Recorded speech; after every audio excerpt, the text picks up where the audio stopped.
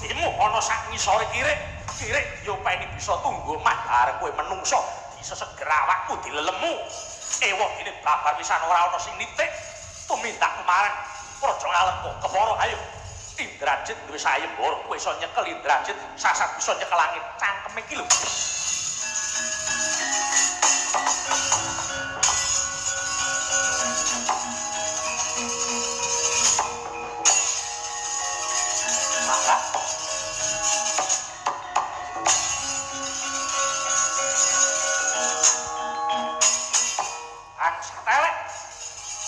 ora sandadak ajene ngajenan anggepen aku dudu pamanmu aku ora sudi nganggep paman karo kowe kanggo apa aku cingkluk karo menungso sing mung demen diuntali karo mungsuh banjur ayo cangkem ora sampeyan lawanan mungsuh maku tegel padha tegele mati kowe apa aku cobanen hot hot diam menungso ora patut dia jadi tungkak utak ayo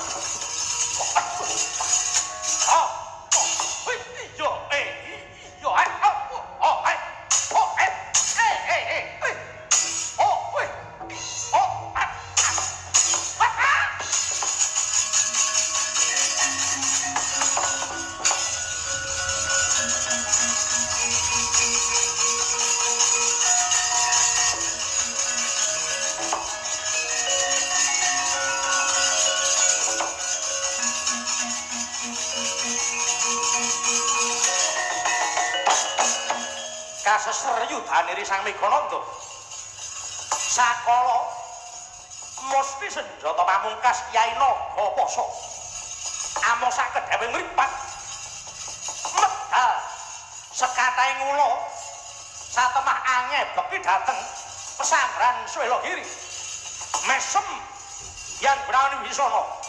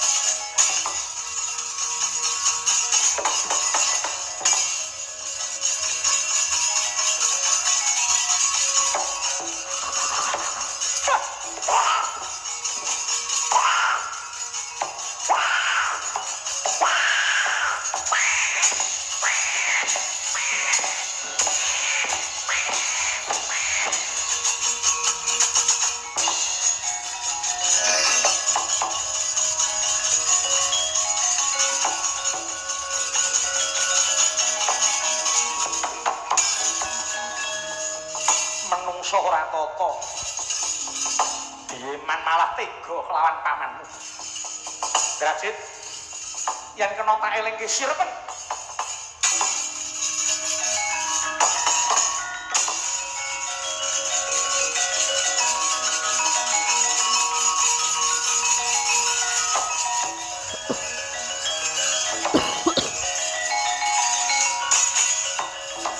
Ayo. Di dodok nyododok. Indrajit ora bakal mundur sangkah. Nggih, Indrajit. Nadyan sing kepiye wae pun paman ora bakal ketilapan kowe kuwi sapa. Sapa sing kandha yen sejatine Indrajit kuwi anak Kakang Prabu Dasamuka.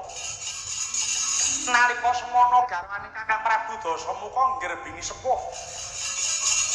Mongko wis dadi sumpahing Kakang Dasamuka, sapa wae kang dadi titising Bathari Widawati tetep bakal ginarwa Kakang Prabu Dasamuka. Nalika semono Bathari Widawati nitis marang garwaning Kakang Prabu Dasamuka. Mula banjur pun paman lan Kang Rama padha mbatang bayi iki mengko lair lanang apa wadon. Kakang Prabu pirsa yen to Dewi Widawati nitis marang ana nggawa garbaning garwane, mula banjur Kakang Prabu mbatang jabang bayi lair wadon.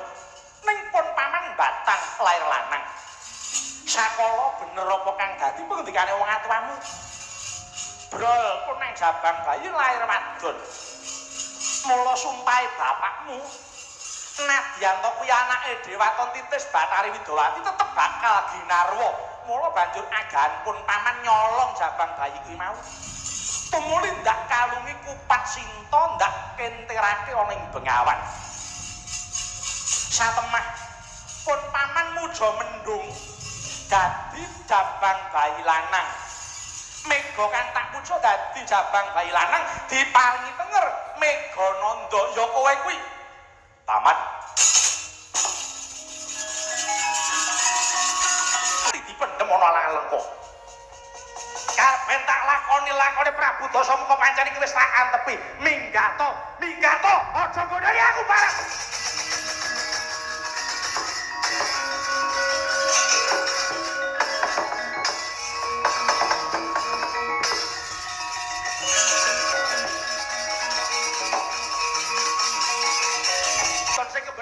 Minting Dasamuka gawe perkara nanging aku kudu besok buktekake yen to aku duweni jiwa satya minggato to kok.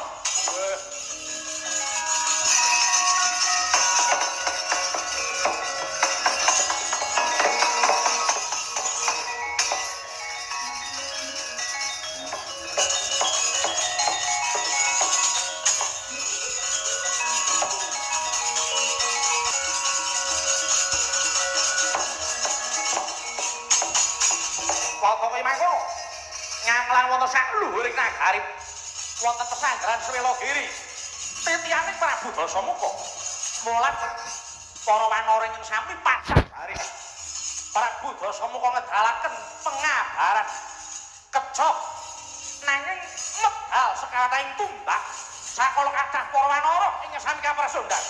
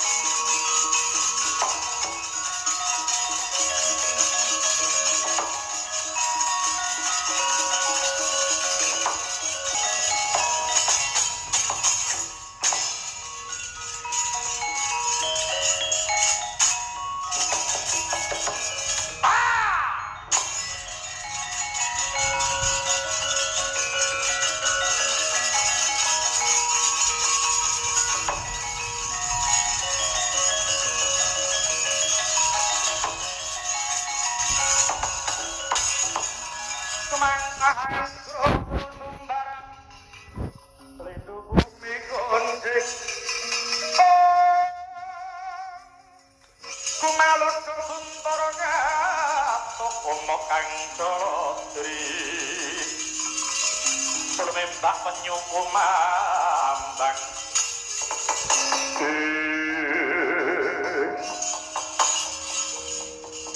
Semalan ngerat gela-gelaing bumi panusman ing jalanan basa moko nganggo semagut ana ing Ayudaya Rama Wijaya iki to sing tok arep-arep ra ngene iki to iki sing tok arep-arep kowe adu arep karo Dasamuka nganti tok rewangi kowe nyabrang segara nambak samudra betek lapet sira amung kepengin ketemu kelawan Dasamuka iki wis tak turuti awit saka kodrating jagat Dasamuka kudu ayunan-ayunan yuda kelawan Prabu Rama yen bejane Dasamuka aku iso mateni kowe lan bisa Nyakarwati mbau denda ana ing Alengka saya bejo meneh aku bisa garwa marang Sita ning wedine yen to iki dadi patine Dasamuka seneng-seneng rasamu ning tak anggep cecak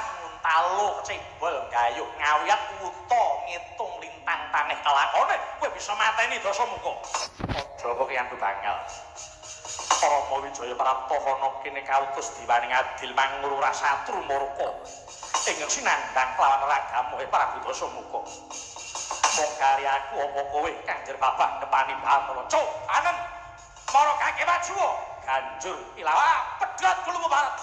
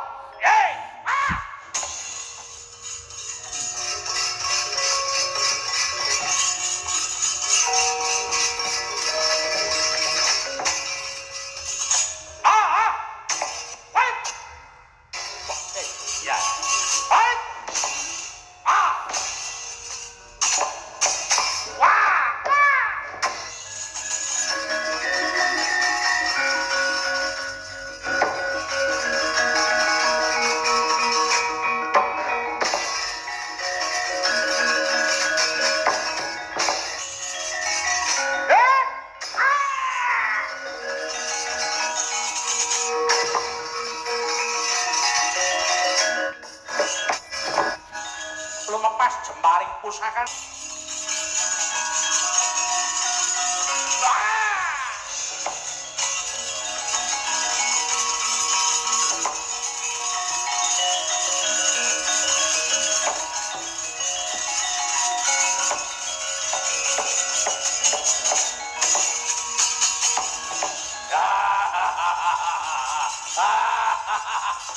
Rama Wijaya, marokake salaman. Aku ya wis Triwikrama aja musuh dapurmu. Gagelak jagat ora leles kene Rama Wijaya.